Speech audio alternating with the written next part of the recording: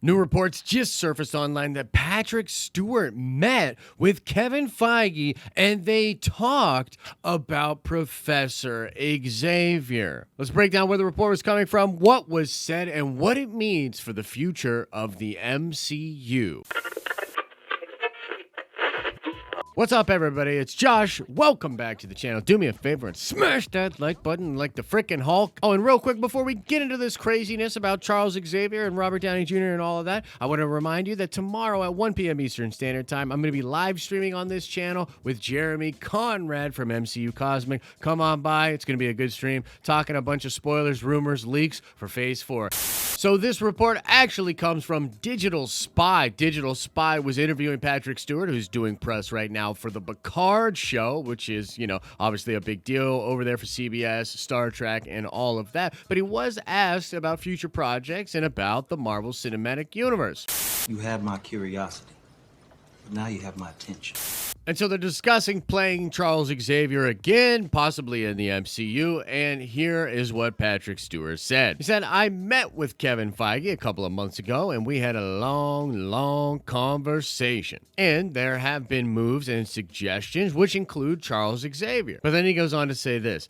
Here's the problem. If we had not made Logan, then yes, I would probably be ready to get into that wheelchair one more time and be Charles Xavier. But Logan changed all that. He goes on to talk about how Logan is essentially a perfect ending for not only his character, but the Logan character, Hugh Jackman's Wolverine. He talks about being very emotional as they watch that film together, literally holding each other's hands for the last 8 minutes of the film. He said this, in that sense, it was not just the deaths of those two men in the franchise, but it was also goodbye to our part in them as well. And so you could read this as Patrick Stewart kind of putting on the kibosh on the rumors or prospects of him returning to the Xavier role in the MCU. But most people are actually just latching on to the part where he even had a meeting with Kevin Feige, had a long conversation, and many moves and changes were talked about, including Charles Xavier. Now, I want to actually stop for a second here and talk about something else that happened recently with Robert Downey Jr. Robert Downey Jr. has been in the news recently because he has answered a couple of questions about whether or not he returned to the MCU as Iron Man, and he's answered them in very interesting ways. Now, this all started where he first was doing an interview for Doolittle, I believe it was on Entertainment Tonight, and he said, you never know what could happen when asked about him coming back to the role, and it sent the whole internet into a fury. Now, there's nothing definitive in that answer. I think even they joked about it in that interview about how it was going to make all these headlines, and it did. I didn't personally think that when he answered that there was anything really to report on. It was just him being anecdotal. However, he then appeared on the Joe Rogan podcast, and Rogan asked him about the same thing. In fact, I'm going to show you a little clip from the Rogan podcast right here. Is the door to Iron Man totally closed? Because I don't believe it is. Oh. You guys can go through time now. You can go. You already opened up that door. Well, let me ask you the question.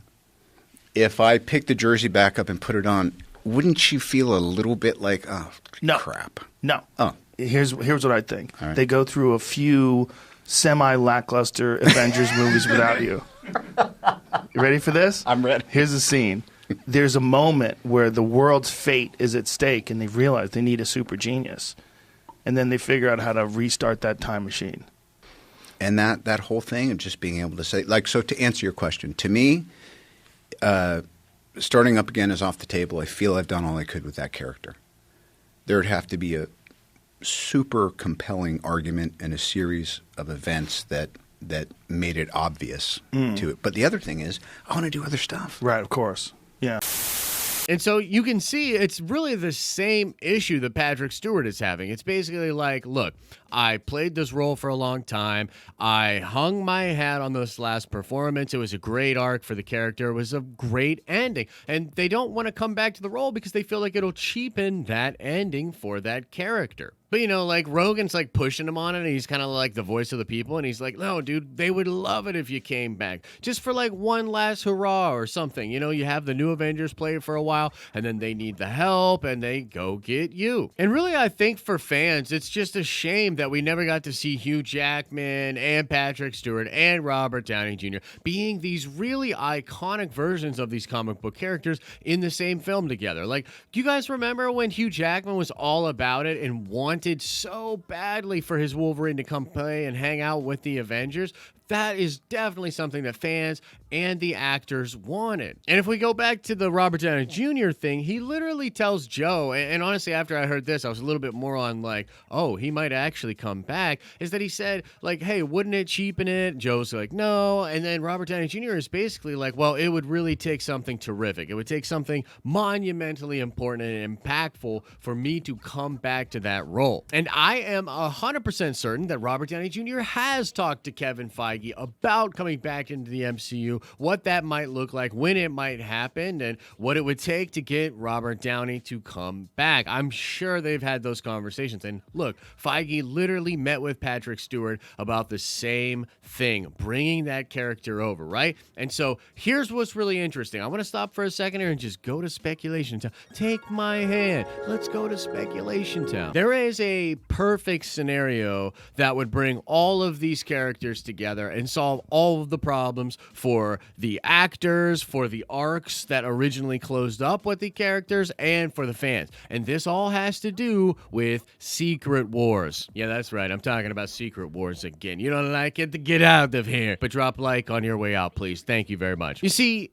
when it comes to Secret Wars, you have to remember that Battle World and the Secret Wars story, it takes place kind of separately from the main universe. The main universe actually is, in the Jonathan Hickman one, destroyed, and Battle World is created by grabbing what pieces Doom can of the multiverse and smushing it all together and creating Battle World. And that's how on Battle World you got like the 90s X-Men from the show messing around with a lot of different Spider-Man, messing around with the Exiles, messing around with just alternate versions of all of these different characters, because they are all different versions from different parts of the multiverse, aka different universe versions of these characters. And now that the multiverse is being split wide open, a lot of people believe that Secret Wars will be the culmination of the consequences of all of these different things that have happened, because they have been messing around with the fabric of space and time via the multiverse. And so you could go back and take Logan from around the time of Old Man Logan or the Logan movie and bring him into Battle World, and then just like the Avengers did with the Infinity Stones,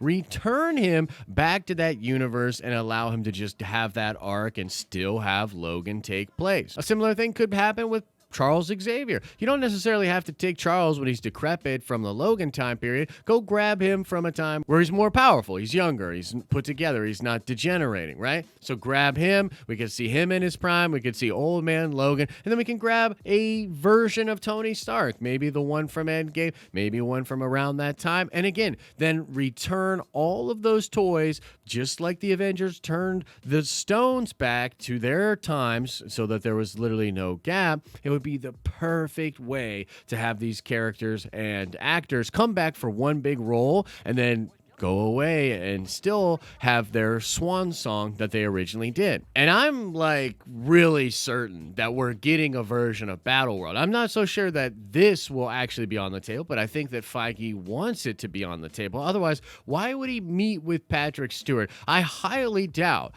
that Feige wants Patrick Stewart to come back as Charles Xavier for the new X-Men that they're going to establish at Marvel Studios, right? That doesn't make sense. That's not his MO. Feige would much rather create his own version of those characters and have that continuity last from wherever he introduces it to the end of time, right? No connective tissue with other studios. But there is an opportunity with something like Secret Wars to form a diegetic or in-universe reason for these other cinematic universes to come together, possibly even stuff over at Sony as well. And then Feige could create the greatest comic book crossover film of all time. I mean, think about it. Hugh Jackman, Wolverine, Tony Stark, Iron Man, Patrick Stewart, Professor X, to get Ian McKellen as Magneto, maybe even grab the new class. Go get Fassbender, man. Go get Tom Holland. Go get Tom Hardy. Like, literally, you could take all of these characters and give us the greatest comic book crossover we've ever seen. It's just for one big story. They get a bunch of fan servicey moments, and then they all go back to their respective universes, and their arcs are completed the way we remember them. I am so convinced that this would be absolutely amazing, and I actually believe that that is something on the table. That's why Feige reached out and talked to Patrick Stewart. That's why he's been having conversations with Robert Downey Jr., and I think it would be perfect, but I want to know. It's a lot of speculation at Speculation Town. I want to know what you think about all of this. What do you think about Feige meeting with Patrick Stewart? Do you think that Patrick Stewart's comments put the kibosh on him ever returning as Charles Xavier?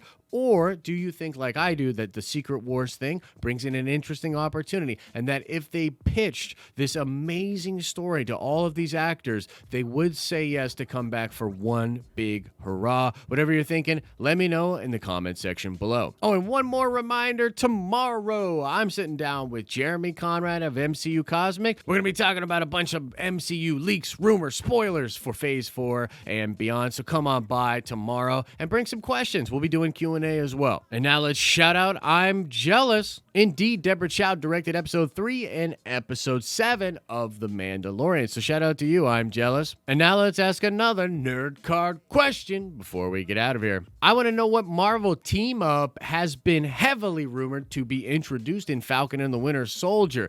This is actually a pretty crazy rumor that just sparked up. I might have to do a video on this as well. But the question remains, what Marvel team-up will likely be introduced now in Falcon and the Winter Soldier? Let me know in the comment section below. As I always say, I hope you're having an awesome and a nerdy day, and I'll see you in the next video.